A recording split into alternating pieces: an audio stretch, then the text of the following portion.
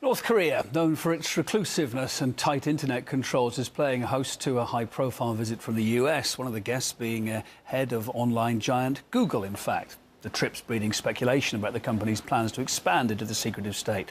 Let's talk to John Pfeffer. He's the co-director of Foreign Policy and Focus Project, and he's joining us on the line now from Washington, D.C. Hi, sir. Thanks for being with us.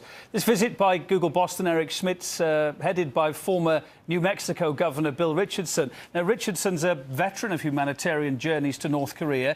Is this one going to be different from the usual kind of trip, though, do you think?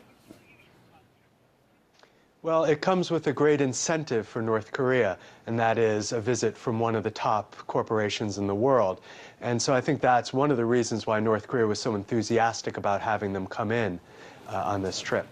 The US State Department's not enthusiastic, though, is it? The spokesperson there, Victoria Nuland, says the visit's ill-timed in light of Washington's anger at Pyongyang's recent rocket launch. Schmidt, though, says he's not there on business, so why do the US officials care? Well, the U.S. officials care because they're trying to tighten the screws on the sanction regime against North Korea. But to be honest, there aren't a lot of sanctions they can levy against North Korea at this point. It's one of the most heavily sanctioned countries in the world. So what they're looking for basically is more a kind of atmosphere of condemnation. And for a trip like this to go forward is to basically go against this overall atmosphere of condemnation. John, you said there's a lot in it for North Korea. I mean, it's known for its very tight internet controls. Is this a sign that things may be changing in that regard with the Google guy there? Well, I think that the leadership in North Korea has always been interested in more information. Top elite in North Korea has access to the internet, has access to the World Wide Web, has access to lots of information. It's the bulk of the population, of course, that doesn't have any access.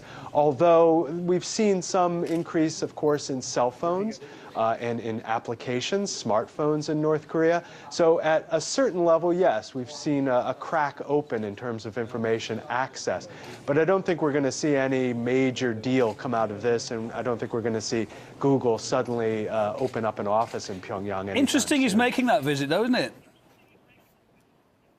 It's very interesting, and I think a lot of it has to do with the fact that North Korea positions itself as a leader in information technology. I mean, people may find that amusing, but that's the case. North Korea's computer programmers are top-notch. Their animators are top-notch. They see themselves as taking information technology as a vehicle into the 21st century. So having someone like Google's Eric Schmidt come for a visit is extraordinarily important for this IT kind of success of North Korea. While you're on the line, John, there are reports that Pyongyang's recruiting German experts to help make North Korea more attractive to foreign investors, because it's very attractive at the moment. What has it got to offer then? Well, number one, it's got a trained workforce, highly educated, and no trade unions. I mean, that's no trade unions are going to cause any strikes, and that's a big plus for outside investors.